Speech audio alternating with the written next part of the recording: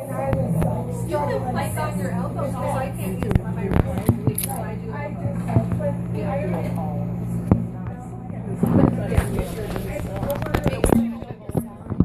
Okay. Wonderful. Great. Chocolate that we put out here, and then just the cheese. We did that last week. Just as Excellent. That'll work. I'm gonna have to wear a bracelet for a year, and I still baby. Yeah.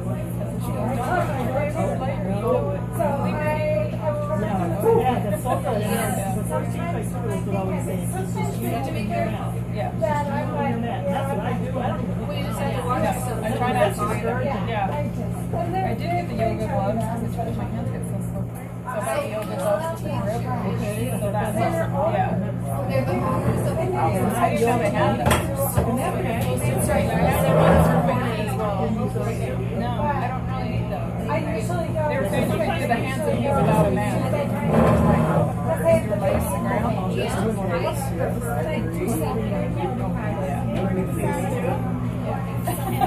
Thank you for helping.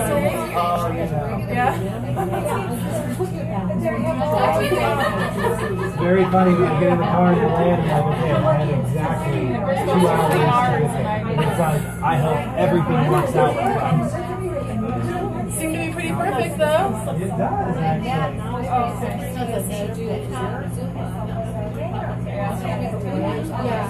So the one that's also those things are the aphrodisiac ones. And that's what I like about your hand. So I bought one that said it was jute. That should be good. When it warmed up, you go put me on one day. I found them at I had these. It's like a mixture of the rubber and the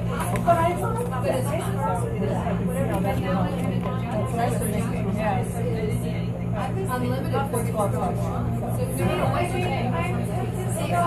That's where that warm Well, yeah. there's that. The Gold's turned to EOS. they warm the I lights just checked it out. down. It's $9.95 a month. It used to be Gold's Gym. Right by the No, it's right. It changed to EOS. Yeah, they got When you go, And you can get $30 a month there. That's the great thing. see glasses. Okay. And then mine add-on was only $15 a month. Oh, you joined? I think we have one to share, so. But we don't fight, we just have issues. All he had to do was turn in a paper that he wasn't getting reimbursed. And all he has to do is turn in a contract so he can get reimbursed. Yeah. And he You wouldn't do he it? just never did. I'm like, you could be getting this for free and you won't put this paper in. And so it's paid. That's like, it's not that much. I'm like, Hey everyone, come here and smile. Leah, get in there. Fantastic. Awesome. Great. get hands up. It's like a vacation. And I started to get really annoyed that he wasn't submitting the paper. So I canceled on my mission. But now I'm like, I want to go back. But I want to go where you first. Alright, so can you still was comfortable? Okay. Wait, you turn in a paper. It's like your children. I mean, it's That's perfect. I'm like, I gotta go down to HR, and, you know. Yeah, it's funny. It's just a thing.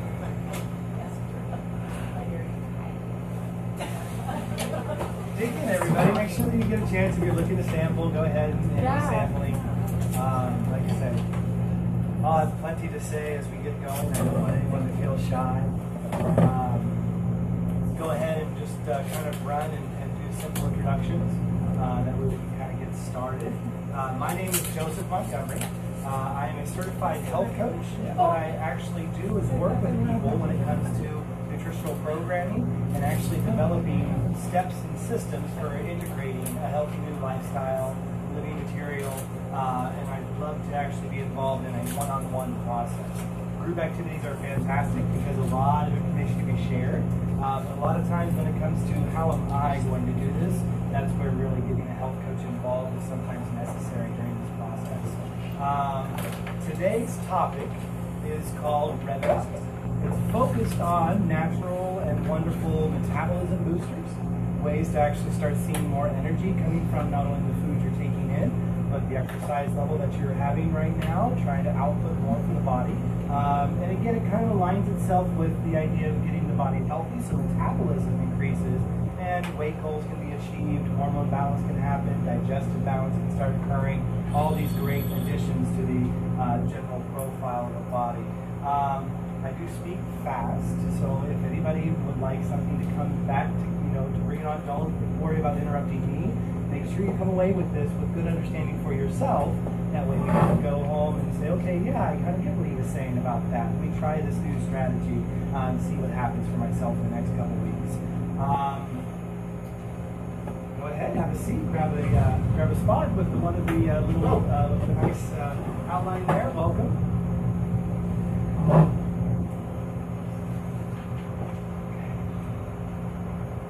So, the way we start all of my classes, because it's actually important to be present in this actual moment, be able to do this material in terms of really receiving and allowing it to come into the body, is to actually do what we call a 1-minute meditation. So the way we operate with this is we actually do a very long inhalation breath, 7 seconds, hold.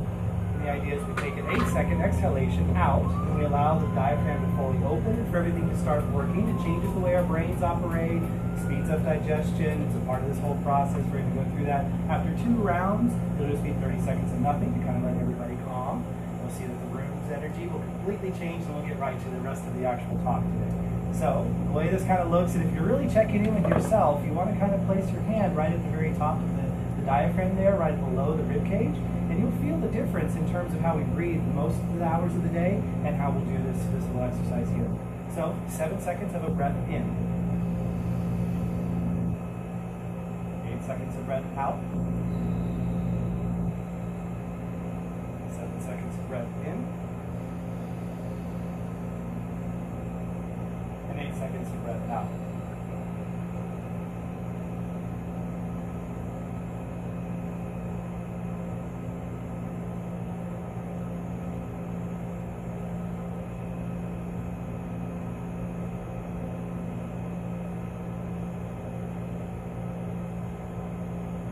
Thank you. It changes the way we feel. It's amazing that little thing can do. Here's the difference, though. Now, well, you got samples right there. That's the great thing. It's speeding that metabolism already.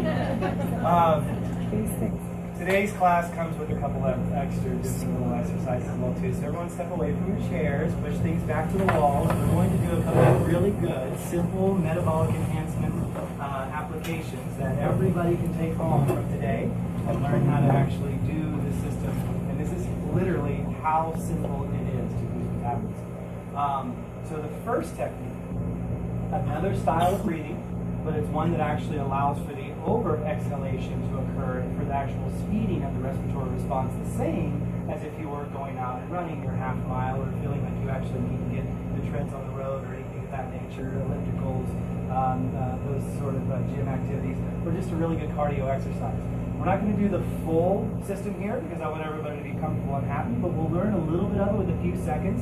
And the actual technique, if anybody's gone to any sort of yoga classes or anything, it's called breath of fire. So it's a really fast kind of rapid inhalation, exhalation that allows for the full pumping of the lungs. And it's the same thing that you're getting when you actually do a large amount of exercise. You don't have to be in the gym, you don't have to be in your running clothes, you can do this anytime, and it actually will speed and boost metabolism, really wake you up, get your body moving. So the way this looks though, different than the actual system we just did for more of the cleansing and clearing, is it actually is a very fast. Now, so again, you're really trying to pump and actually get the actual diaphragm to suck in underneath the rib cage, and that means you're fully bringing this in and allowing it to come through each time. So even a few seconds, even minutes, a lot of very tough work for people. It is an exercise. It is changing the way your body's working. So it is something where you can do this system. So we'll just do let's just do say 10 seconds. We'll see how that goes. Just if you hold on to chairs because, you know, lightheadedness when you get fully oxygenated. You don't need a bag? No, you don't need a bag. That's anxiety. This is exercise. The nice thing is just kind of, again, see how that diaphragm feels, but through the nose, be able to go through and do this rapid succession. We'll do 10 seconds.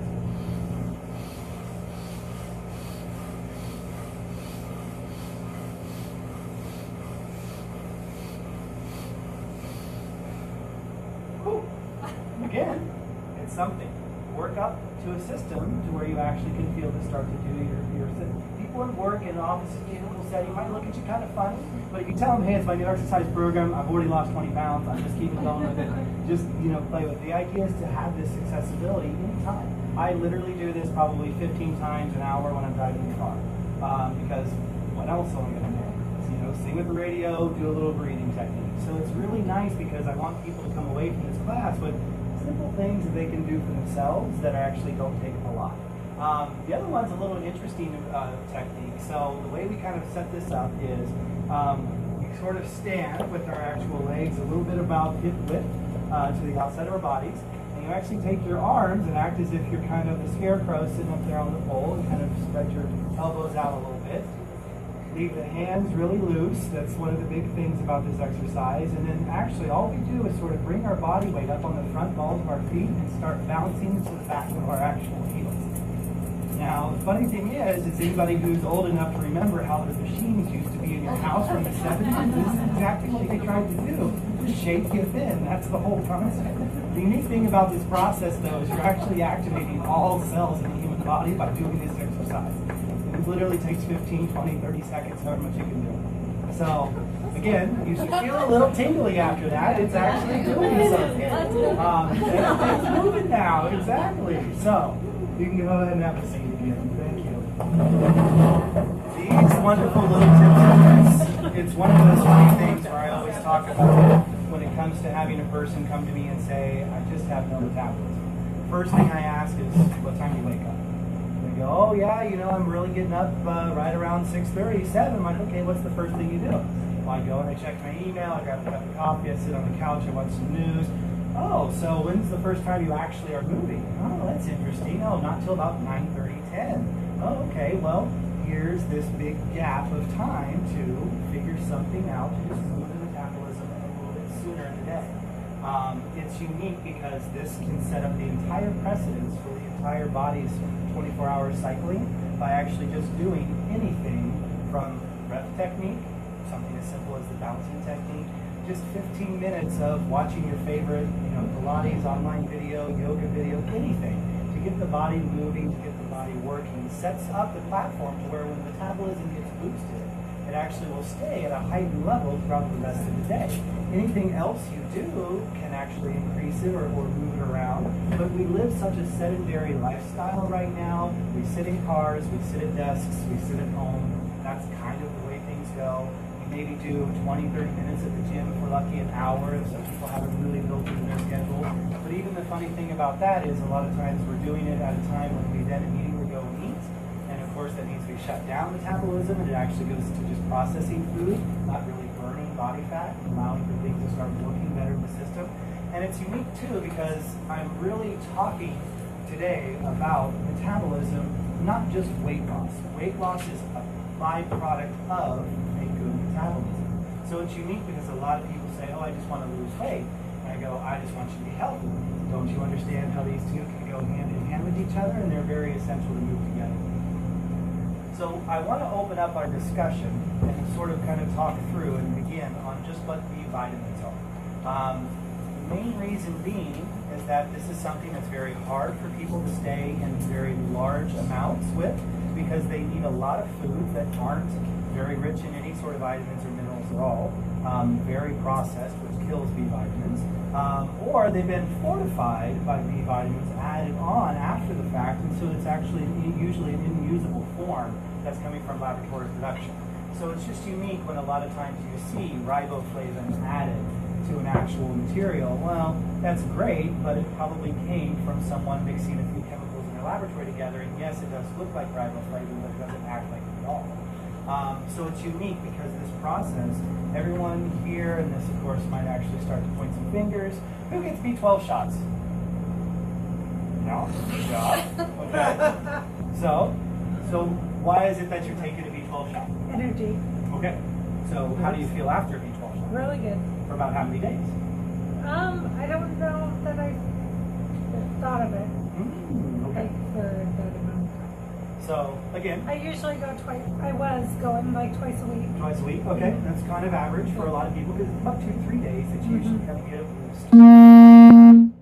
The unique thing about B vitamins is they're all water soluble.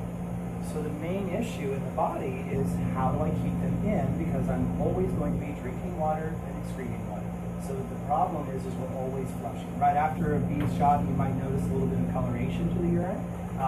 You might actually see that again when you take a B-complex pill, that it turns bright yellow. That's thiamine. That's actually a very nice B vitamin that again, when our body metabolizes it, that's the byproduct that tells us that the B vitamins are in our blood. So it's unique that we're actually trying to fight this issue. And I've had so many people come up to me over these last few years and they say, oh, I just went to the doctor, I'm B12 deficient. And I go, did you take a B vitamin the day before you went to get to the doctor? And they go, no. I'm like, well, that's why you're deficient. It wasn't there that day. There is really not an ability to store B vitamins, and this becomes the bigger issue for metabolism. So we talked about B12, it is an energizer. The main reason B12 is so important, the reason it's become so marketed well by cosmetic facilities and energy facilities and weight loss clinics, is that it actually is what's called a metabolizer, the liquidator. It goes in and actually creates the ATP that your body's looking to have happen. That in its conversion process, it's one of those last steps. And deficient on B12 means you're just not producing enough energy. So you get a little bump, you feel good. The injectable type is usually not the right version. There's the difference between what's called cyanocoagulant, which is the non-methylated version of B12, technically not usable by the human system unless you methylate it yourself. Or what's amazing is you can actually start taking a methylated B product. So methylated B12, methylcoamylene, actually goes right through the intestinal lining into the bloodstream, becomes active immediately on digestion. So it's unique that we have this process, and methylation is a huge thing to understand about B vitamin and just regular nutrient uptake. But it's very critical that the difference between most of these B shots is that a $10 to $15 shot is always going to be using the cyanocoagulant, the non-methylated version. If you get the methylated version and you actually did a high dose and concentration like you can get out of the liquid here, it would be anywhere between $60 to $100. So that's the difference in terms of the functionality of it. And liposomal B injections like that are great for a day or two. It's unique though because you can start to restructure the diet and actually make it to where you can be taking in B vitamins with just about every shaker smoothie. Be finding good sources of B vitamins on a routine basis. The rice bran solubles is one of the best complexes for people who are looking for something that's a little bit creamy and rich to a shaker smoothie. High level B vitamins as well as many other antioxidants. Banana flakes, again, bananas are known very heavily for being extremely nutritious. The problem about yellow bananas is they're actually a horrific mutation of genetic non-functionality, and they really, really are bad for you. So yellow banana a day, actually, I would say, not a good concept. People like the flavor. Most of that flavor comes from a gas called xylene, which is what they actually do to the bananas while they're green inside the taker trucks when they're being shipped over from wherever they were cut. The banana you get literally is chemically adulterated and it's not functional because it was cut 3 to 4 months before it's delivered to a grocery store and it's completely green. Whereas what's nice about when you use something like red bananas, these are actually allowed to be solid fruits on the vine and actually coming away from the banana tree until it's cut immediately, and then this process just sun dries the actual ground up material and makes the powder flaky. So if you like the actual banana flavor to shakes and smoothies, looking for better vitamin content and overall better digestibility from the actual sugar types that are in the bananas, highly recommend switching to the red banana. What about organic bananas? Doesn't really matter because it's actually one of the 75 chemicals on the organics list that's perfectly okay for food production. Yeah, about people with high sugar, if you take that banana, will it increase your blood sugar? Red banana flakes are nice because it's not as high of a glycemic index spike.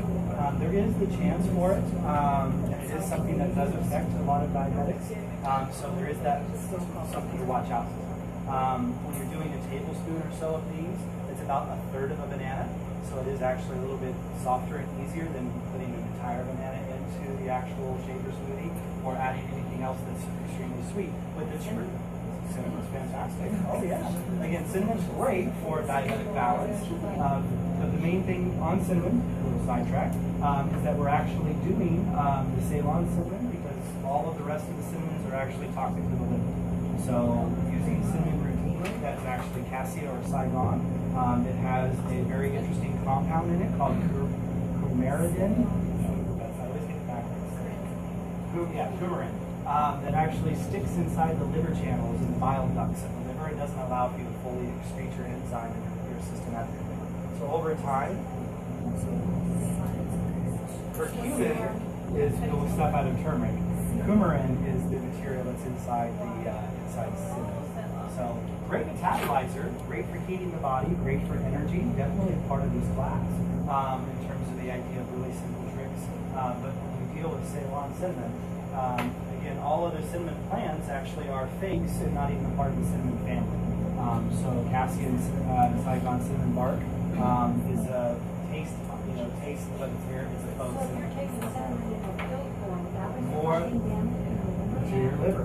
And here's how you can tell this process. Take your cinnamon capsules or if it's powdered or it's pressed, break it down, put it in water. If you then pour off the water, there's a slime on the bottom, and that slime is the material that gets stuck into the liver. and the liver can't clean it out. Can't clean it, not as effectively because most people's livers aren't very clean. So over time, if you're flushing your liver naturally and you're doing natural like a liver cleanse, lemon water, okay. We're talking more of the idea of doing like a merciless cleanse, to where you're actually doing the grapefruit and the apple with the sunflower oil and Epsom salt and doing a full flushing. A little bit of a process, but no, keeping the liver generally clean and things like that, detoxifying, dandelion in your tea, those are beneficial. But that is one of those where if you're looking to do cinnamon on a routine basis, make sure that you're actually getting this material in here. Which one has higher B12?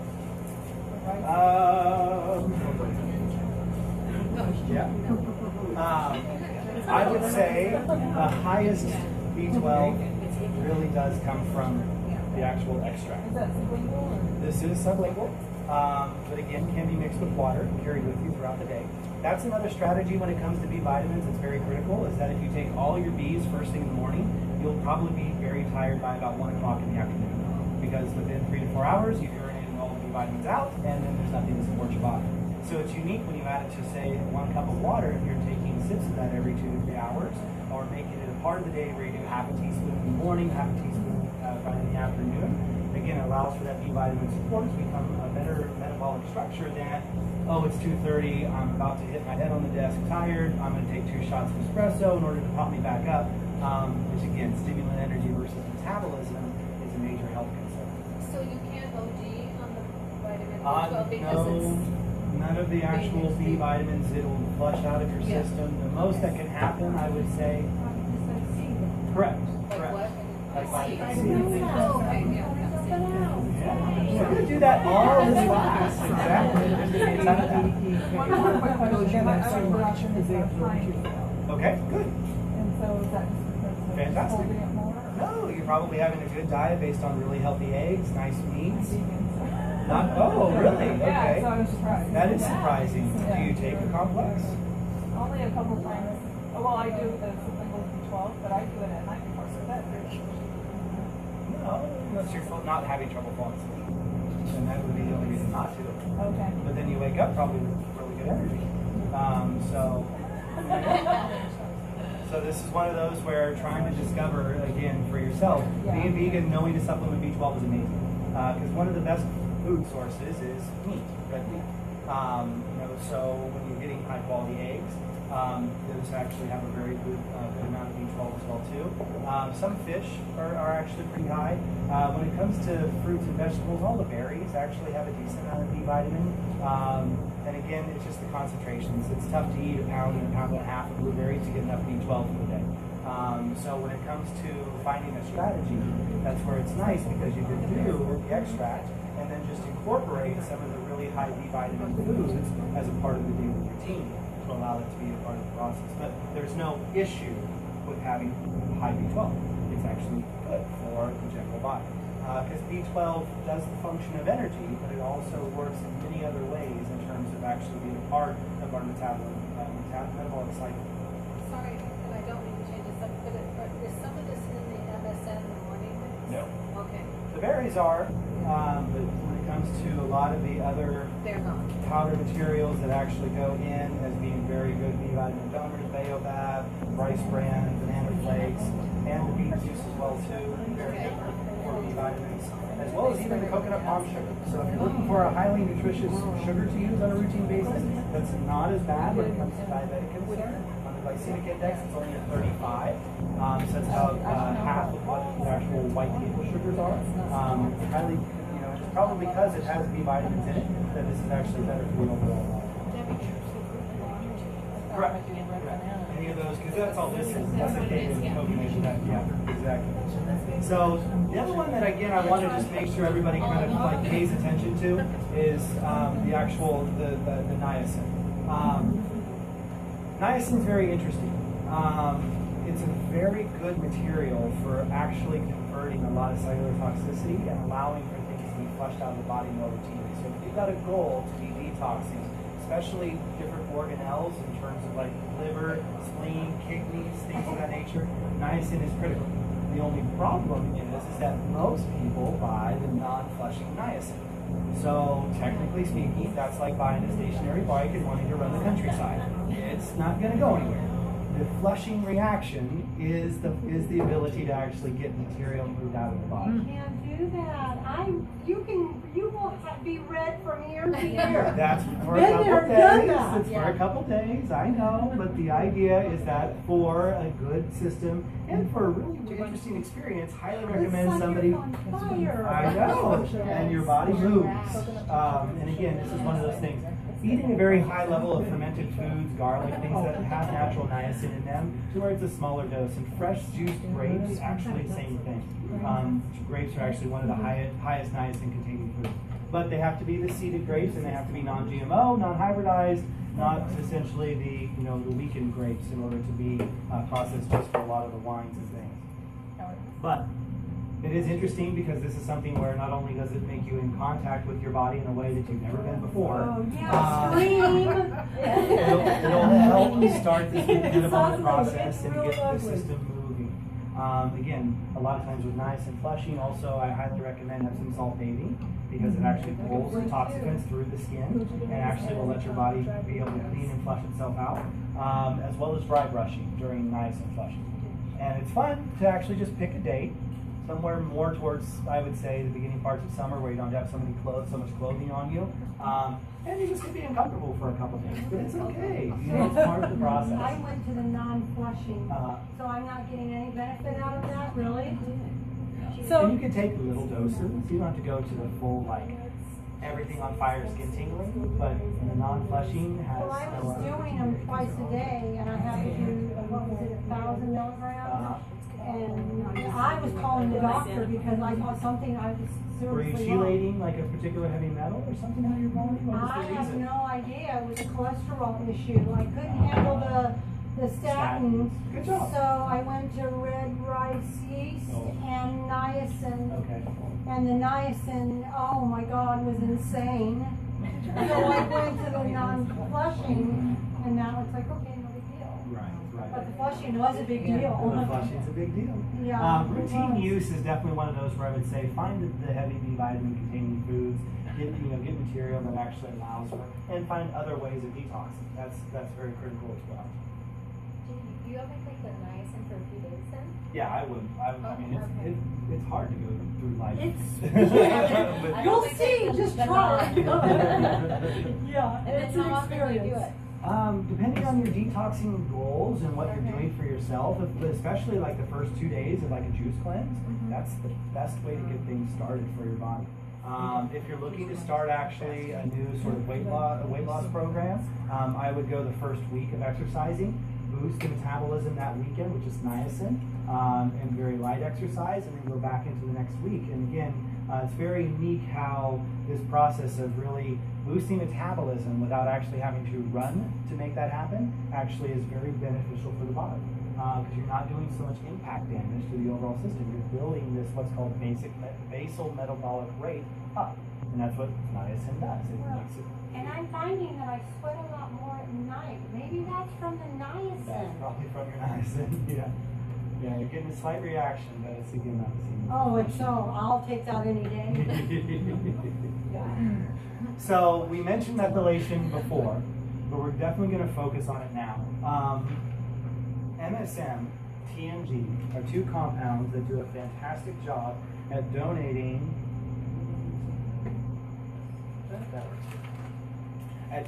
what's called a methyl group. It's called a methyl group. Methylation. METHYL. So methyl groups, what they actually work for with us in our bodies is higher levels of nutrient absorption and faster and stronger rates of detoxification. So the best way that I've had to be able to actually start to understand this for individuals is this is technically our UPS system of moving things around the human body. So without methyl groups, the unique thing is nothing comes in, nothing goes out. And that's what creates a lot of this cellular toxicity, which shuts down metabolism and makes it to where nothing seems to. So here's the interesting thing.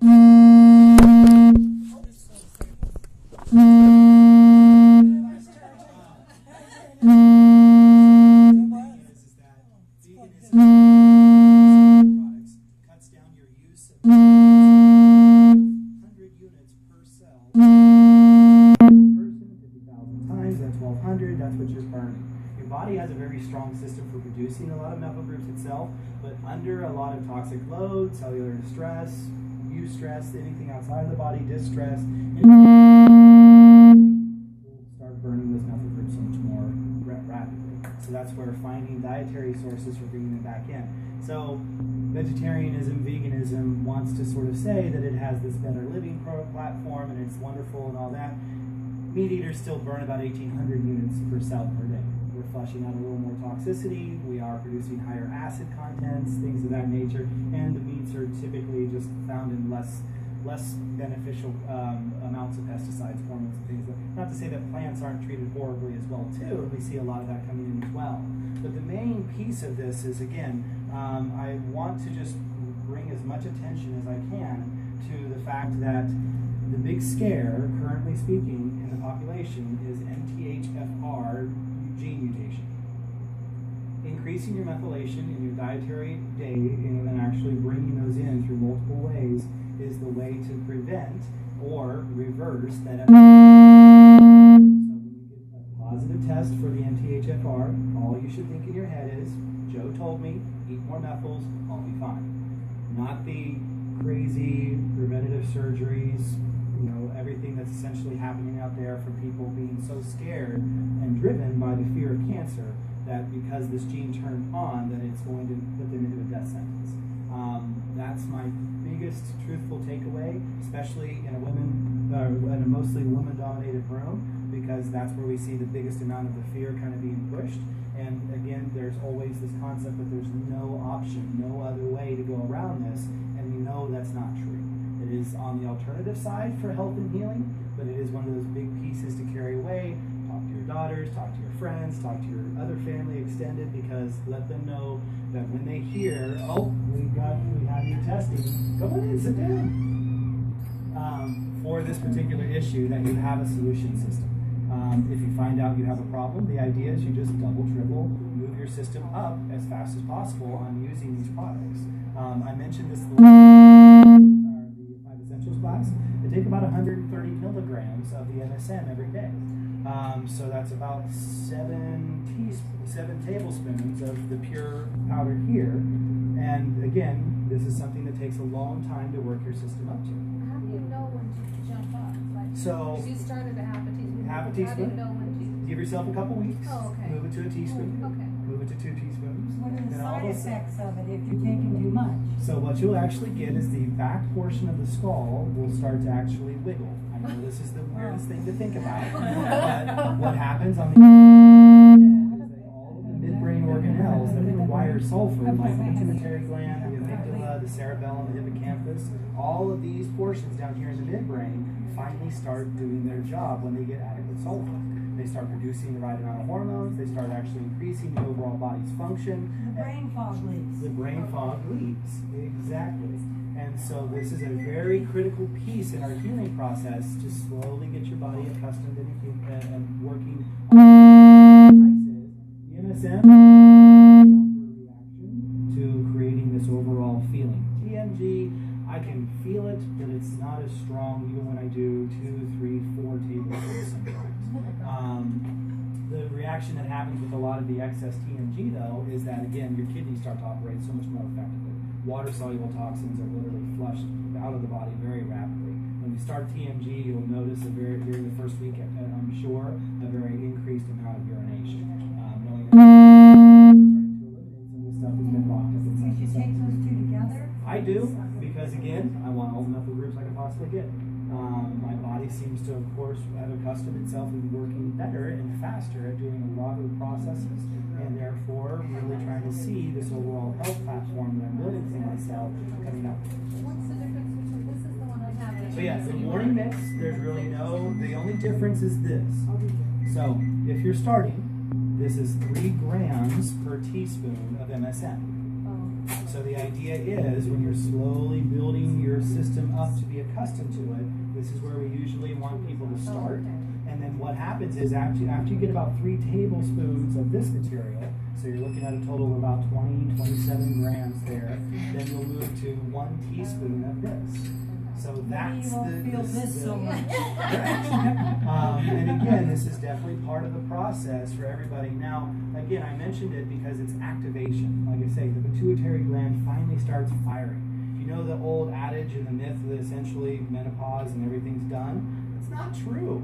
Everything's still working that was working. It's just different ratios, and everything needs to be boosted up to give you this longevity to allow for the body to start working. Again, it's very unique. Go into most of the native cultures, they don't even have a word for menopause. They don't even understand why a woman would ever see themselves as different. There's just the actual birthing years and then the non-birthing years. That's all the difference in life. We, on the other hand, here in America, have created an entire industry for taking care of premenopause, menopause, postmenopause, secondary premenopause, drug-induced kidneys, everything. Exactly. And again, oh, I know.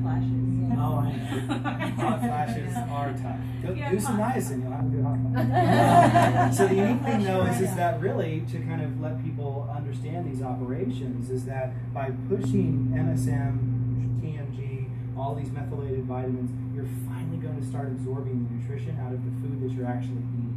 So one of the biggest crossovers I think for myself was that I finally started eating a lot less because my nutrient needs are being met so quickly. And that's the only thing that drives us to eat. So many people come and talk to us about, I need an appetite suppressant. I can't stop eating. I don't know what's wrong with me. I don't want to eat and I still keep snacking.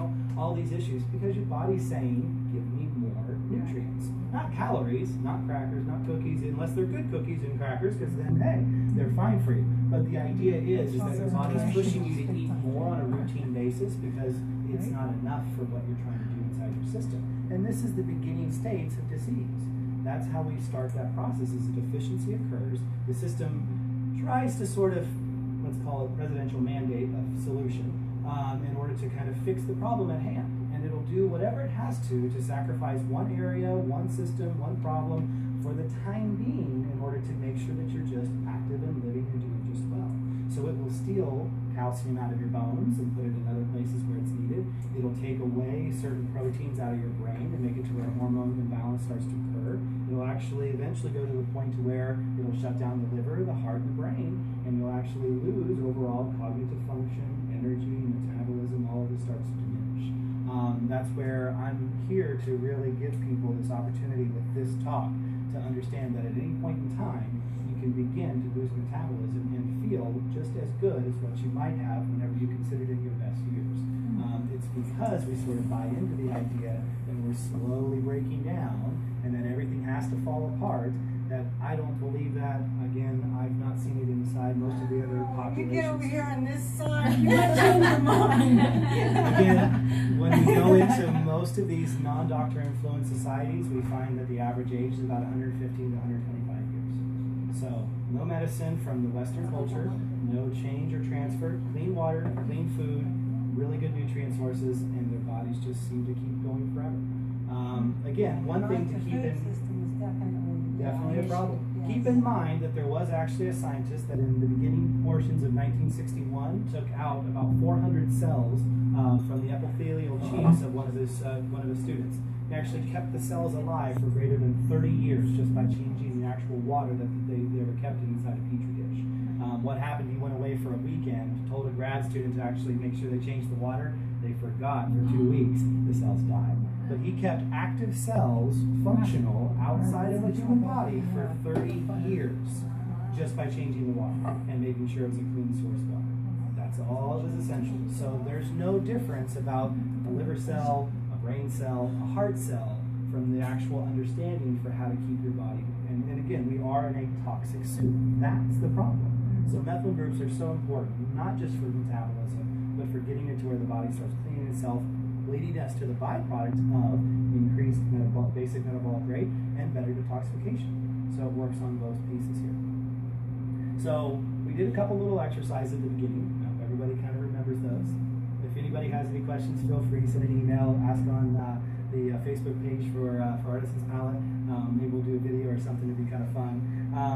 So here's the big difference though, is that again, it doesn't require hours in a gym to actually do something.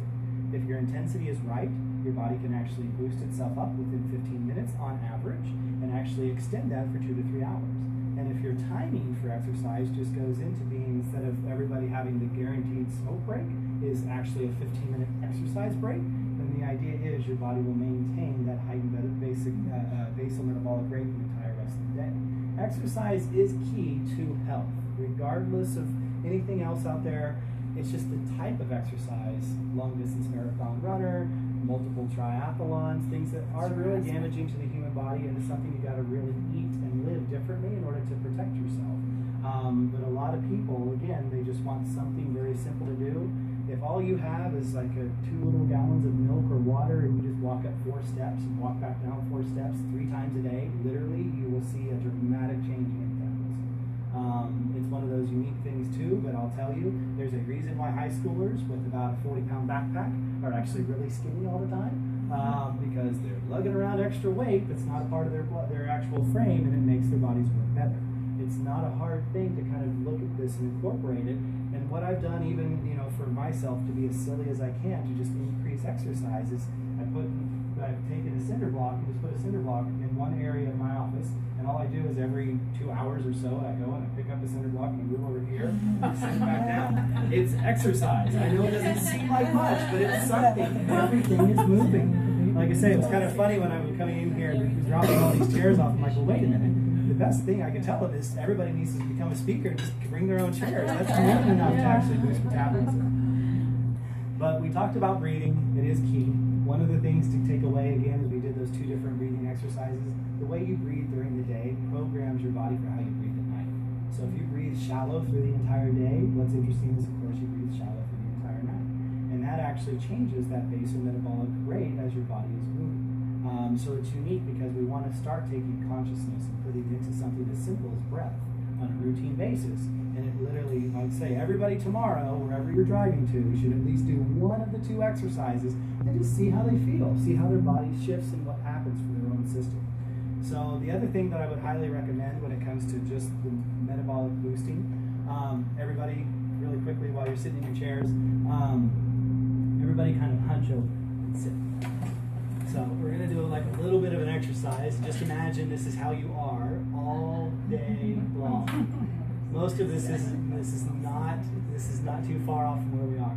Now the interesting thing is just straighten your spine, actually put your body upright, head upright, and realize you breathe better, you digest better, you actually will sit in your environment with a better attitude, a stronger system. One of the things that I find that is literally so metabolically restrictive is just our general attitude towards what's occurring around us, our distress versus eustress.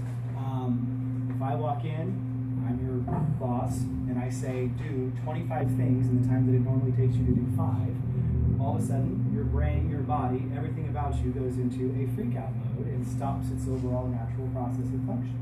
So it's unique because all we've got to do is shift perspective a lot of times, give ourselves the attitude of, okay, I'm dealing with this, 25 things, I can't do them all, what am I going to do, taking care of the top 5, switching your perspectives and actually making something possible, manageable, and really not doing that sunken in, bad lifestyle living things and extending the actual spine and getting your attitude just feels better when you're like this all day long. You feel like Superman, and that's the whole point.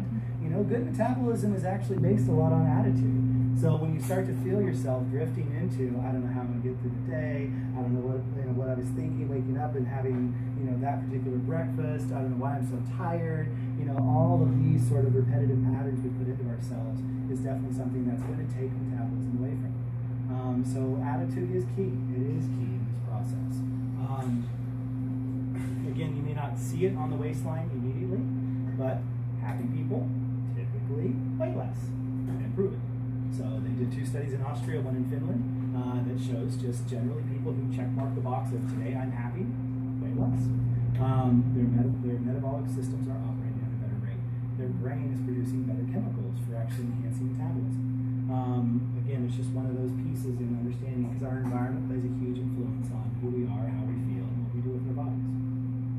So I see, for some reason, Corinne was a very good example for this next little piece. She had to run away and grab her water bottle. Why did you do that? I just felt compelled to drink water. I don't know. Okay. What do you think might have kicked in when you were actually thinking all of a sudden I need water? Probably my metabolism and get going. Good breathing exercises, probably. Yeah. The unique thing about chronic dehydration, everything stops functioning. Your body cannot process most things without adequate water. And so when you are chronically dehydrated, what's interesting is, I don't know, show of hands for anybody here, who's just never thirsty? Just don't feel like you're never thirsty, never thirsty. The unique thing about the human body is when you don't do something that's actually good for you for a long enough time, it'll actually shut off the system that says, because it's like an alarm bell. Imagine one in your car or one at your home or at your office that just keeps going off every moment, every day, telling you, hey, we need to fix this, there's a problem here.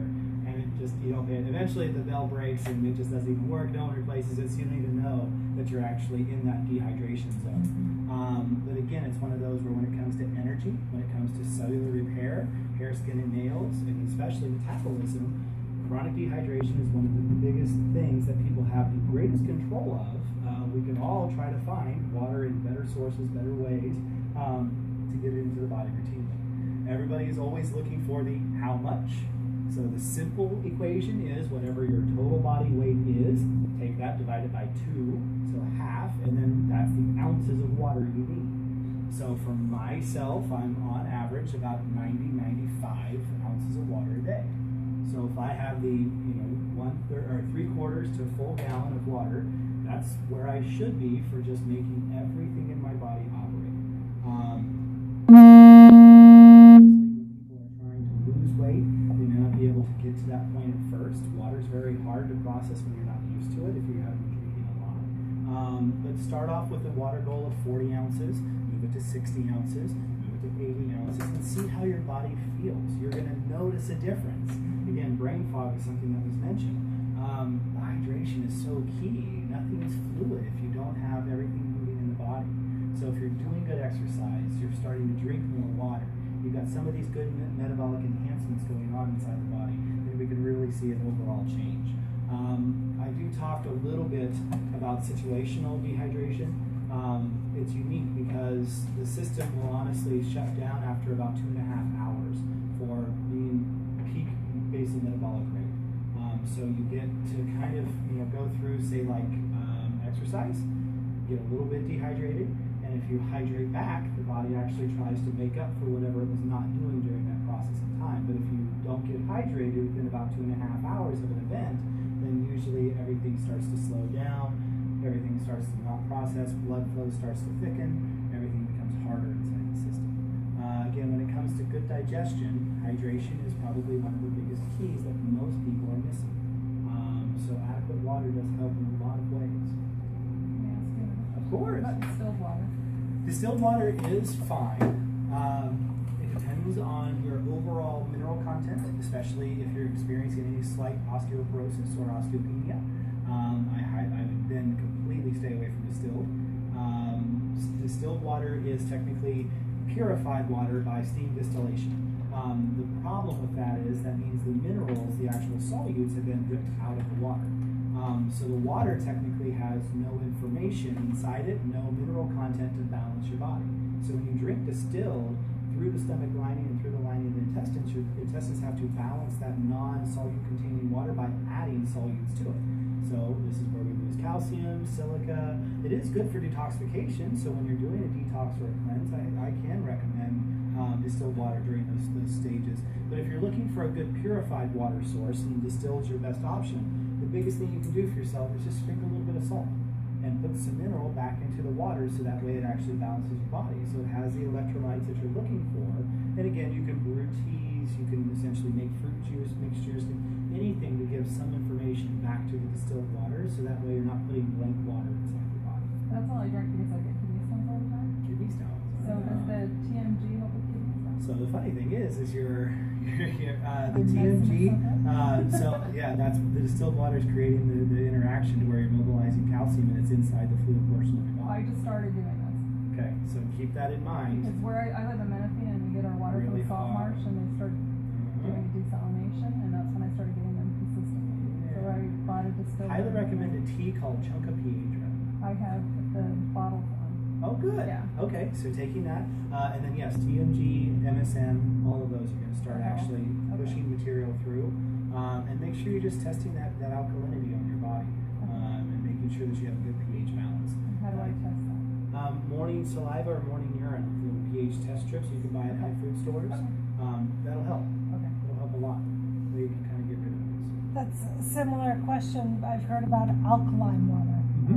So alkaline water again is great as long as we're not seeing lack of digestion inside of a person to where you're actually going to decrease the overall pH or increase the pH of the stomach. So the stomach should be operating at about a pH of 2.2 to 2.6. So the problem we see in a lot of individuals is low stomach acid, and that means they're not digesting food properly whenever it first enters the stomach. Especially they're taking the alkaline water with their meal, and that's technically like eating Tums with every single meal. So we really want to be careful, and just if we see an issue by drinking too much alkaline water, it's great for people who are routinely acidic and they need to balance their body out. A lot of times though we get into people who do juice drinks, green drinks for alkalinity, they'll be doing lemon water for alkalinity, they'll be drinking water that's actually highly alkaline and not watching their actual digestion and watching their pH, and they'll go too high on the actual pH scale. So your body is meant to operate between 7.2 and 7.6 on the pH scale. Okay, what about Too low, too high, causes problems. what was the 2.2 and 2.6? The 2.6 is that's the stomach. Okay, that's so your when you digestion. take a strip and you test, it should be at the 7? It should be 7.2 to 7.6, and usually we'll test first thing in the morning of the saliva and the urine. If you exercise first thing in the morning as well too, test your sweat. So it'll give you, and it should be almost perfectly 7. So that's, again, those parameters help you just monitor. And pH is a big piece in that. And especially, like I say, kidney stone production usually means that there's a mobilization of excess calcium. Check your vitamin D levels as well too, because they might be routinely low, and that might be where you're not bonding the actual calcium to the bones. And that Well, and then I can't take D3 because I'm vegan, so what would I? Is D2 okay? Or? So that's I'm not sure it's vegan though, because it comes from the. This is a lanolin. They do make a mushroom yeah. version of vitamin D Is as that well. D2? That's probably D2. Yeah, So okay. the disadvantage there is that means you need to stay in the sun for at least 6 hours a day Oh, okay. and not shower for 3 days after. Well, when I come to these meetings, I don't mind at all. If you're trying to be healthy, I don't care what anything else is happening. But no, there are ways of kind of working around this. It's interesting. There is the chance that we actually will be carrying a D3 product that is algae sourced, so technically plant-based. So the idea is that might help as well too for somebody, because the best food sources are fish oils for vitamin D, and then this is from the land of sheep. No animals are harmed in the production of this D3, so that's maybe a consolation. But again, this is one of those beautiful things just on the personal concept, is that here's the interesting piece between the veganism, omnivore, carnivore, sort of like, when you eat a lot of vegetables, there are certain animal products that are the medicine for a person who has a majority of their diet inside vegetables. If you eat a majority of the actual meat diet, then there are certain plants that you have to eat to keep yourself healthy as the medicines for that diet. And that's where, again, we're in this perfect position, even though they call it the omnivore's dilemma, to eat whatever our body says, I need more of this in order to keep functioning. So definitely keep an eye on that and keep trying. And I'll, like to say, keep checking back in case we actually start producing the algae oil extract where you can get another good form of vitamin D. What would use the mushrooms? Sorry, any other mushrooms inside the matrix give a good D3? No, it's actually those brown cremins that actually have the most of the actual vitamin D2 in it, but it is D2. What about D3? No, see, that's the problem. So it's the non-photosynthetic. Concentrate on it, you can't get enough in your body. Correct. Again, with D, most people are just deficient, and that's one of our biggest trending points when it comes to good health. Yeah, I know. Yeah. So there are, like I say, there's some butters that actually have D in them. I mean, there's ways around it, but that's a tough one. That is a tough one. Joseph? Yeah. As far as water, is there a type you would recommend? I prefer spring water. So Arrowhead is a really easy accessible source here, and then Palomar mountain water. Not really liking Crystal Geyser. Their testing's gone a little weird. I think they've tapped into something in their underground aquifer that's not very clean. Noticing a lot of either iron particulates, red material that's not happy. So it scares me. I don't know what's going on or why, because they used to be pretty clean, but their testing in the last 2 months has kind of gone south. But Palomar has probably the most accessible, and you can do your own spring water harvest there. It's a lot of fun. You can just take your bottle right up to a spring and put it in your own 5-gallon jug for free. So dehydration, key piece in this. Yes. So you're saying that to drink water out of a filter from your refrigerator is not good? How about Brita? Okay. Berkey, if you've heard of the Berkey systems. No. Berkey is a great system. Ceramic filtration, gravity drip fed. Great way of taking really any type of water and making sure it's actually pretty clean and clear. The problem with the fridge filters is they really only take out large diameter particulates. No chemicals, so whatever's in the tap water is directly in the ice maker and directly inside the water you're getting out of the fridge. And Brita does an okay job at taking out a few particulate sizes that are sub 100 microns, but most of the spores, most of the actual viruses, microbes, all of it are about 4 and 5 micron. So they pass right through 100 micron sieve really easily. Activated charcoal is great. You can use that, or zeolite powder as a nice water filtration system. What is it? Zeolite is a clay mineral. Or, believe it or not, just put your water in the sun and then drink it the next day. That helps. I've never heard of that. So, oh yes, sun is great. So the organs that are necessary in this process to focus on when it comes to balancing your health is, of course, the key, I would say, for just about everybody who's experiencing issues with metabolism, and that's the thyroid. Underactive thyroid is the hardest thing to sort of move against and to try to fix in order to correct. Most people have gone the route of taking thyroid medication or hormone replacements. The unique thing is that you can actually start to naturally boost your thyroid function with iodine. This is something you have to be very gentle and very slow at adjusting for your body. Not everybody will adjust the same way. It is a process. process, again, just like we talked about the MSM, but 26 drops or so for myself per day is actually where everything seems to be working very well. I did notice, and this is funny because to share it, I was up at 29 for a few days because I thought I was catching one of these nice little aerosol colds that had been coming around, and I started noticing on the top of the thyroid a little bit of swelling. So I could feel a little bit of inflammation happening, so I knew that I was a little too high. Again, I'm really, I guess, in contact or just very observant about anything that moves, changes, switches around. And so I went back to 26, and everything seemed to be okay. No, you know, and it was pretty discernible. So it is one of those, yes. So if you've been on the, like my mom and my sister have both been on the Synthroid for years. My sister's been on it for probably 10 years. My mom like 30 years. Correct. So can they still do the iodine? They can do the iodine. They just have to start extremely slow. Okay. So what One do you drop recommend? in like 8 ounces of water, Okay. and literally you could sip through, and the And they moment stop the Synthroid? No, No. not at all. And again, that's the unique thing is what happens is as you start to heal the thyroid, Yeah. it actually will supplant the actual Synthroid medicine, where it'll show up and the doctor go, oh, your thyroid's a little overactive. I'm going to bring the medication down. And then the nice thing is you slowly come away from, if you're at like 125 down to 80, down to 60, and then you can finally leave that medication away. But it's unique because that process can take a year or two. And if you've had 10 years of utilizing medication, it could be half that time. I hope less. Depends on the person and how they are healing, but that's a big piece in that. But there is hope. There is the system for getting out of being on thyroid medication. I just had my blood work done again. So my TSH and T4, which has never been out of line, she emailed me back, the doctor saying, oh, I noticed your thyroid levels were slightly low. Now when I looked, it looked like I was within the range, but maybe on the lower end. So Okay. she wants to redo in a couple of months, but I started doing Good. drop, so hopefully maybe. Correct. So that will start to create some better activity. And again, any time that you've gone through any sort of like heavy sinus infections, cold, your iodine level drops. If it's not being replenished, then that's where you start to see a lack of function. Go ahead. How do you know when to increase?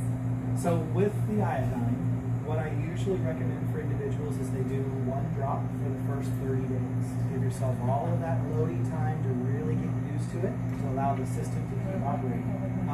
It's unique because your body will show you and it'll start to tell you that there's a reaction. And then once you go through those 30 days, what we do is some functional doses.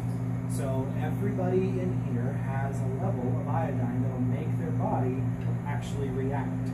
It'll make their thyroid produce as much of the thyroid hormone as it can, as much of T3 as it can, as much as T4 as it can, and TSI and TSB and TSC and all the other, because there's about 19 hormones the thyroid produces. We only test usually 1, and then we give a full diagnosis based on 1. It's really simple. And it's unique because a lot of people are in both categories, and that's where it's sad when you get a medicine that's actually meant to replace your thyroid function when you're already struggling with the thyroid gland not being active. And then the thyroid gland shuts down even more, and then the medicine has to go up, and then even more, and the medicine goes up, to where there's no healing. I've never heard of any one person ever taking thyroid medication not eventually needing to take thyroid medication. They all go down the route of eventually having the highest amount of medication, and then usually thyroiditis or Hashimoto's development, and then they have removal of the thyroid. That's really the game I see out there. I've never seen anybody go, I took that stuff for 4 years and then I was perfectly fine. And that shows me there's no healing. So with Hashimoto's, the interesting issue is that somewhere in the last 7 generations of the family line, you are iodine deficient. And what happens is each system produces a little more iodine deficiency, a little more iodine deficiency, to the point to where you're born with the system to where, or the toxicity load finally just says, done. And what happens is the immune system starts recognizing that thyroid gland as being dangerous, which is kind of true. It's full of toxins. It's not working. The cells aren't doing their job. So it starts attacking it, ripping them out and saying, hey, if you're not going to do your job, get out of the system. So it's unique because you have to start more basic, and that's with a building block called selenium. And selenium is something we find in resilience. But selenium is a very critical base nutrient to even allow your body to start absorbing more iodine. And that's the critical piece in this process. So we can start introducing selenium, start introducing very slow and very little amounts. And I have had people literally do 1 drop of this in 4 ounces, and then they split the 4 ounces into single 1 ounce doses, and 1 drop lasts them 4 days because their body was that sensitive to where they can tell that the system's being activated and it's a little too strong. But with that system, they were able to work to where in 3 months they were doing a drop a day. And when they got into about 6 months, they were doing 3 drops a day. And every moment they kind of kept using they started increasing their overall function. This was a person who was 18 years, Hashimoto's, no thyroid function, 2 to 3 weeks before she probably would have had the thyroid removed. And I said, no, let's just give this a shot. Let's just try. So it was very interesting to watch that process and see the reversal of what she thought was lifetime illness. And I forget what happens when you know that you're at your max. What is your body doing? So for most women, you'll actually see that hot flash, thalamus starts to happen. You'll get a body tingle, like an niacin, but very less intense. You can get some tingling in the fingers. Yeah, Right back here. right back there. Just sweating. Just a little sweat. Yeah. So again, the system's metabolizing. It's Well, activating. I went on their website because I forgot what we talked about, and they said that you should add as many drops till you felt. So you felt something. Yep. So I'm doing 5. Good way to work yourself in. There is no you have to do it this way Right. on this system. The idea is follow yourself. You're your best guide. You're the only one that can hit your skin and tell you what's going on. But everybody can start. And again, even for somebody who's long-term born or diagnosed early, even with Hashimoto's, there is the system for cleaning as long as it hasn't been removed. It's the only thing I can't fix is something where it's been surgically taken out of the body. So it'd be pretty awesome if I could, but so far I haven't figured that one out. When you keep saying iodine, I've gone and I've looked. I can only find sea kelp. Sea kelp is again one of those where people just use they think that whole foods are great, and so they just press sea kelp into a bottle and that's what they do. This is isolated iodide and iodine actually in the bottle. So it's taken from sea kelps and then filtered and actually gone down to the point of being nano-sized in this particular. So it's immediately absorbed by the human body. So what is sea kelp doing to me then? And Sea so- kelp gives you just the food form of some iodine. So it's just like eating walnuts or just like eating a lot of the not cashews. Even pecans have them. A few of the mushrooms have iodine. But it's just a food form. Am I getting any benefit from it? There is some benefit, but when it comes to especially doing larger amounts, because 1 drop of this is actually 1,200% of a daily dose according to the FDA. So you're actually getting a very high concentrated version versus a lot of the sea kelps are about 200 to 300. Can you overdose on it? You can. You It's can. technically creating a hyperthyroid event.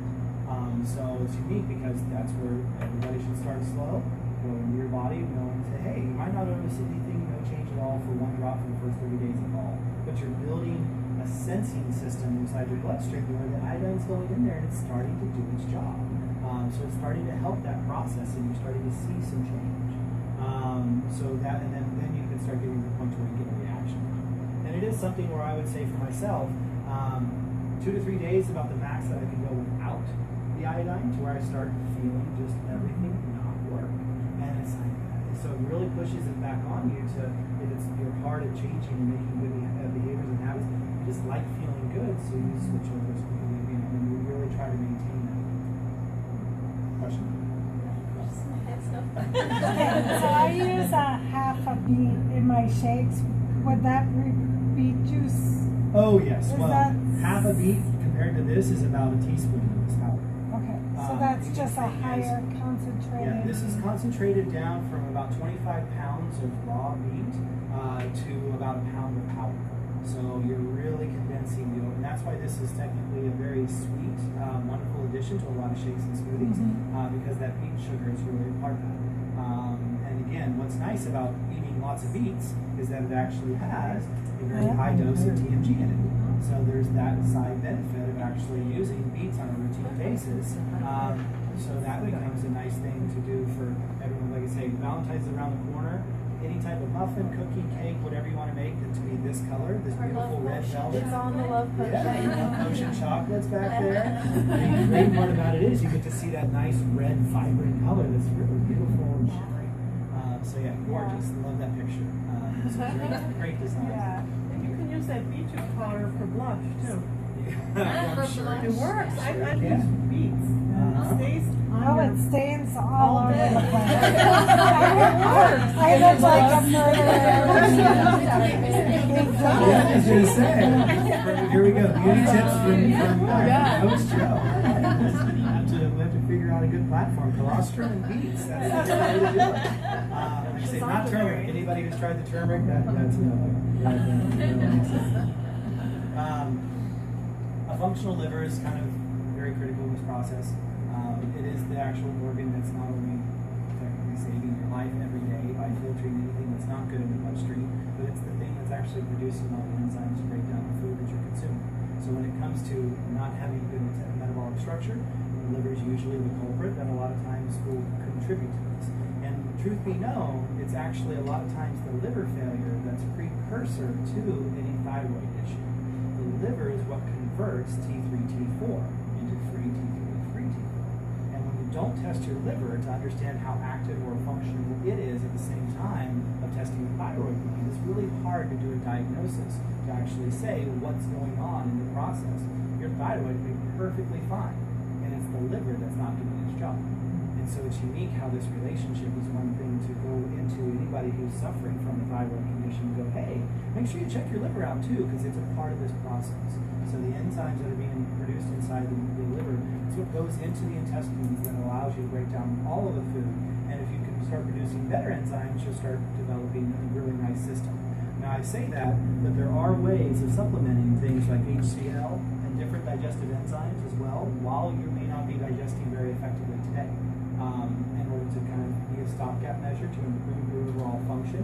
It is a crutch, and it's one that I would love people to actually move into and then move out of within a couple months, but it will change the way your body's processing and allow for your system to get some support until you get enough MSM, enough iodine, enough of the good vitamins in there to start doing your overall job and get that liver to be more functional. So very, very critical piece in the healing for this metabolism. So, to kind of wrap this all up, intestinal health is honestly the struggling point for most people. Besides all the chronic illness diagnosis, besides all the other issues, we just don't see people moving material through their body very effectively, and therefore digestion shuts down all the time. Removal of toxic compounds cannot be done thoroughly, so therefore we have a lot of backing up and putridation of material inside the intestines. To where we're just not moving through very effectively. It is true that after about 17 hours of being exposed inside the intestines, most meat products actually start to rot, which is why a lot of people say, hey, I feel so much healthier eating a meat-based diet. The difference I would say is that there's those other kind of issues to where getting the vitamins and minerals that come from a lot of the animal products, and when you're dealing with slow digestion, it's hard being a vegan because a lot of material takes forever to be pushed through the body. So it's unique because MSM will work to actually start activating the digestive cavity. And I brought a really interesting one called Baobab. So I hope everybody stays familiar with this one as the Baobab. This is actually the fruit of the African tree of life. If you've seen the pictures, Lion King is the very large trunk tree with the really crazy cool branches at the top that everybody kind of sits around. It produces a fruit that's a very high-end prebiotic that actually will promote the overall growth of your natural probiotic and enhance your digestive function. So it's definitely a great system to start overall looking at intestinal health as sometimes that last place to start working to get better metabolism out of your body, and eating more of these plant stimulants from things like Baobab, Kuma, a couple of the other ones. These plant fibers feed those bacteria very effectively. Versus really your pizza and salad, a lot of times your probiotic will break them down because they have to, not because they want to. So when you start giving your probiotic a prebiotic to actually make them more functional, you don't have to keep taking the probiotic on a routine basis. I know we brought the sauerkraut out, and eating fermented foods on a routine basis as part of the diet is a great way to add in some bacteria, but it's really not the way to kind of crutch on always taking a very, especially expensive, functional probiotic on a routine basis. You just feed the guys that are in there, let them produce their system, allow them to be very cohabitants of your own natural body, and let that be a great way to start boosting metabolism. Can you put that in the smoothie too? Oh yeah, it tastes like a creamsicle. It's delicious. Yeah, it's got a nice little function.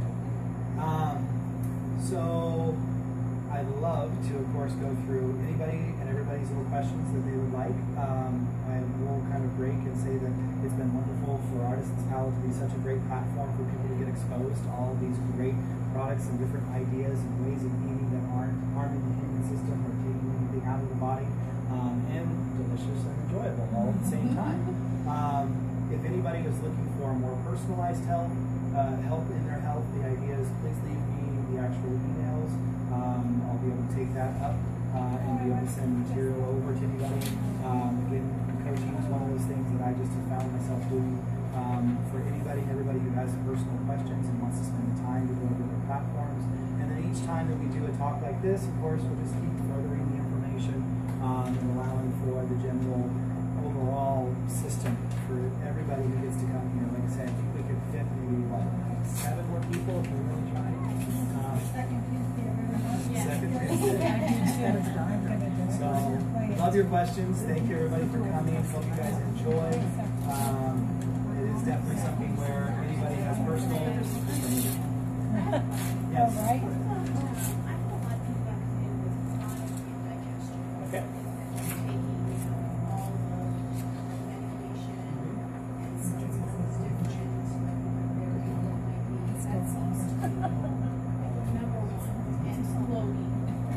Okay. So, chronic indigestion is actually one of these oxymoronic solutions. The reason you're having indigestion, heartburn, acid reflux, a lot of times just a lot of bloating, a lot of gas, is you have extremely low HCl. The way to test this, everybody can go home and find out by Friday this week, is to actually juice about 3 or 4 beets and drink the juice of the beets. If your urine actually goes any color other than white, yellow, clear, if it goes pink, any kind of tinge of red, it's showing that your HCl levels inside your stomach are actually very low. So the beet test is amazing for establishing a need for additional HCl. So when you're not producing enough HCl, the problem as to why this is kind of an oxymoronic solution is the acid that's being produced around the food that you're eating isn't strong enough to break the food down. So the unique thing is the lower half of the stomach's very well tempered for being able to actually keep very high acidic volume while it's sitting there digesting food. As soon as you eat too much, eat something that doesn't agree, or gas starts to bloat the stomach and the actual material, the really lightly acidic, starts actually rubbing up against, it starts irritating and starts blistering and creating that pre-ulcering condition. So it's actually better for you to have higher acid levels in order to fully digest the food and actually push it out and get it into the other secondary part of the digestive cavity where the intestines have a natural bicarbonate in order to add to the material coming out of the stomach to balance the pH that goes into the intestines. So pairing like fermented foods and also like vinegars and stuff, like to help digest. Vinegars do help. The only problem is constant use of vinegar makes you very acidic. Yes. Because your body has to purify that out through the kidneys. So you can And do it has apples. balance then. So. Correct. And it is great when you're just finishing up. The reason most of our food, believe it or not, you want to know why we have a pickle on a hamburger? Fermented foods, meat products. They actually help the digestion of each other. So a pickle with a hot dog, in the Coney Island style, that's the way it's supposed to be. Sauerkraut and bratwurst. Again, look at how these food pairings kind of tell us like there's a process going on here. The radish at the end of most high bean content meals when it comes to Mexican food is there to stop the gas production from the actual breakdown of the beans. So most people just toss it away and they don't know why when they're going home they're so bloated.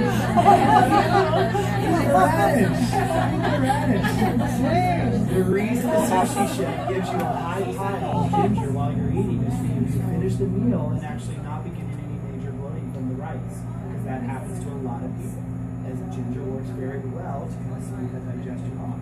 Again, the tips and the tricks are there right in front of you for solving lots of these problems, but it is one of these where you can see that. So to kind of sum that up, HCl is a very big issue in our population.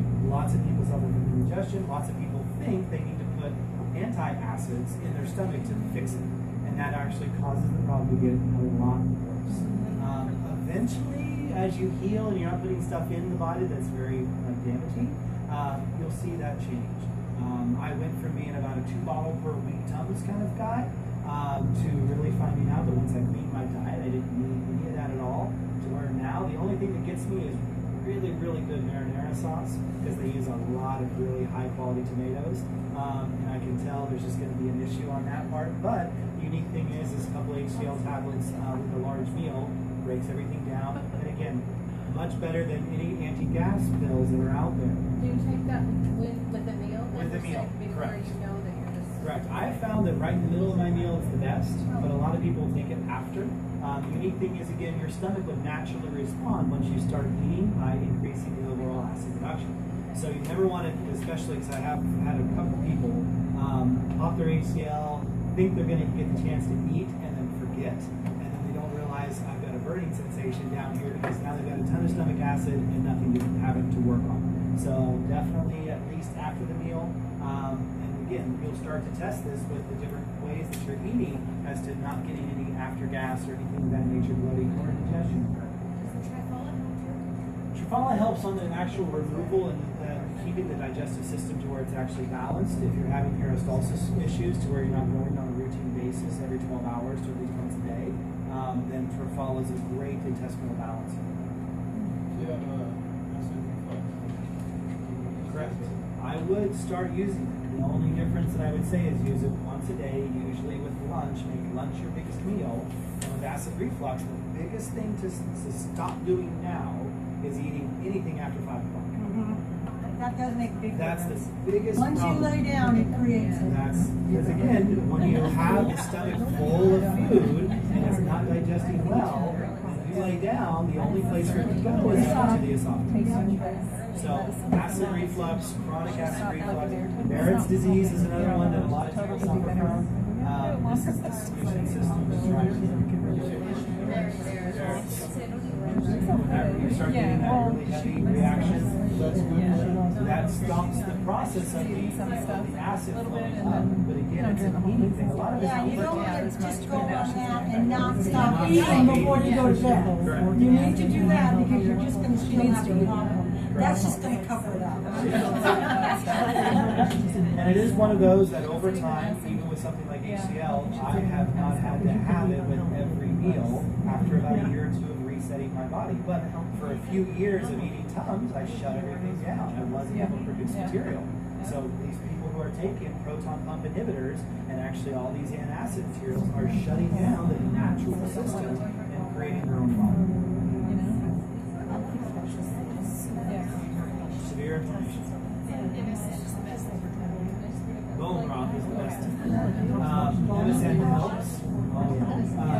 MSM helps, but really for a bone sufferer, the best thing they can do for themselves is stop eating. Stop eating. Don't eat any food anymore. Live happily. And just take it. Drink bone broth, drink oil, drink all the system you need. Give yourself 6 weeks or so not eating. Again, it's a very interesting solution, but it is one that I've had tremendous success with.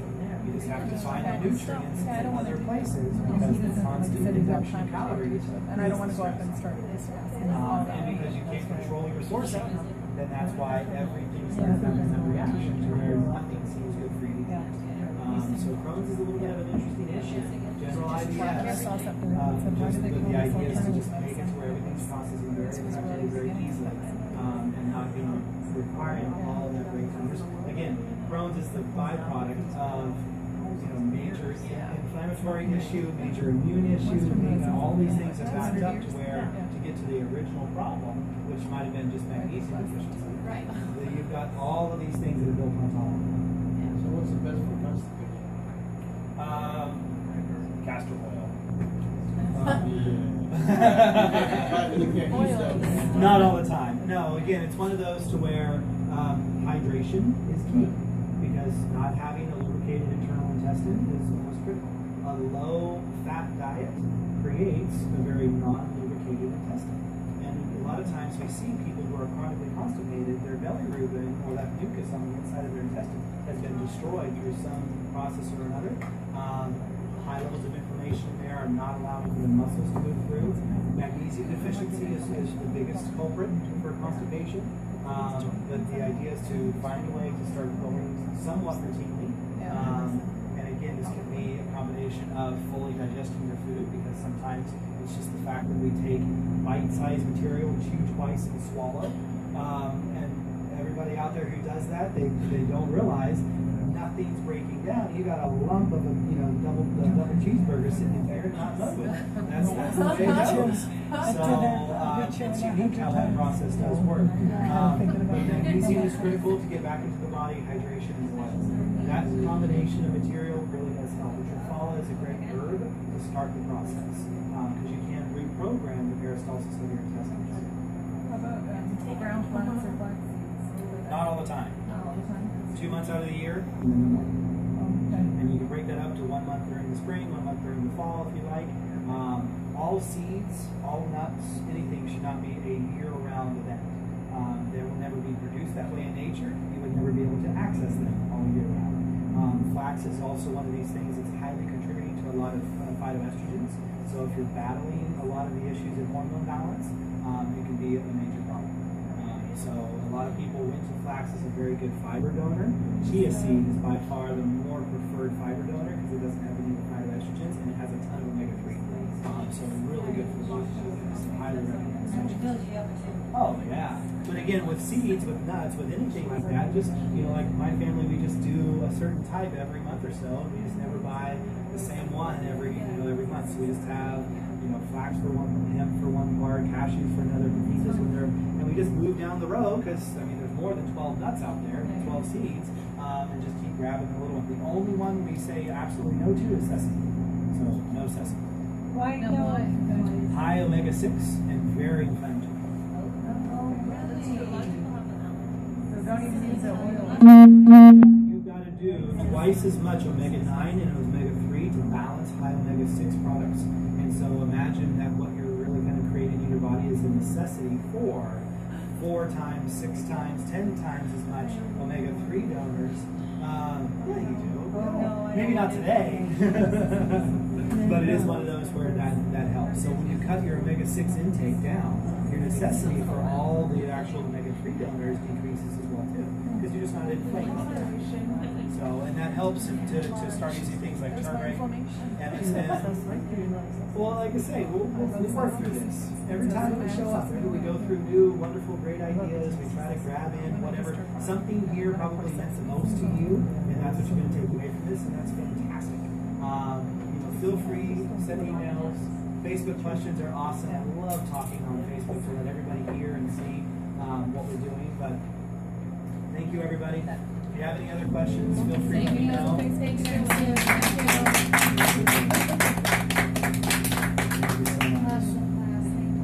Thanks everybody for showing up. Yes. Fantastic. Do you have business cards? Of course.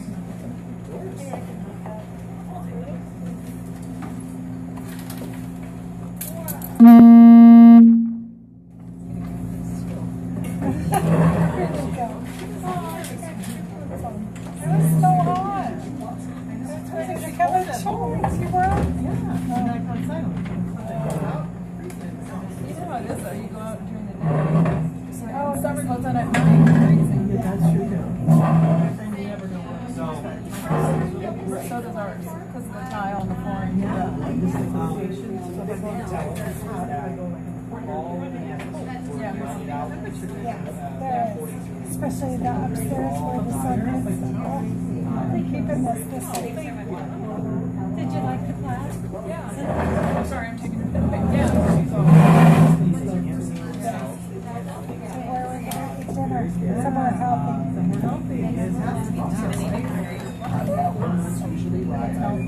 Which friend?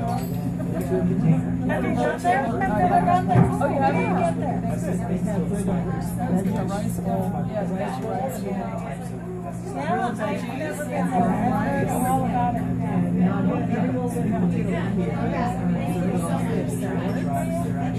If you want to, I just threw it out there. I've never been there. I Okay. always want to know. Do you? Oh.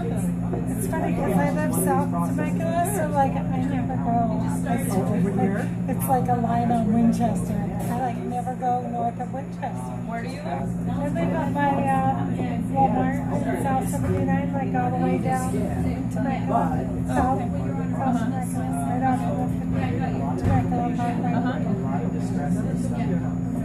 You haven't been? You better hurry. I want out of my house sometime. Especially after my vacation. I came back and I don't want my house. You want something small? That's what we want to do. And it's cluttered and it's junky and it's overwhelming and there's too much in there and I just want it. You want to simplify? I've been like, for 3 years I walk around my house and I go, there's not going to be anything left in my house. Oh, yeah. But I watch my granddaughter who's just a toddler and I don't get go from my stuff set up to my life. I told my husband we just came back from our trip. I'm like, well, she doesn't bring go away all the time. I said, I'm like, I'm pretty sure. Oh, yes, for sure. I love my RV. I got my RV. I'm like, this is like manageable and it doesn't overwhelm me and all you need. Never do that. So, yeah. And now Kyle's not even home. So I have 5 bedrooms. We're the same way. Well, no, our kids are still at home, but when they move out, I'm like, what are we going to do with this? We've been wanting to sell it. It wasn't worth anything. Piano, they go on plays. I mean, I just, it bugs me. I'm like, I don't need Doesn't it it. make you feel uncomfortable?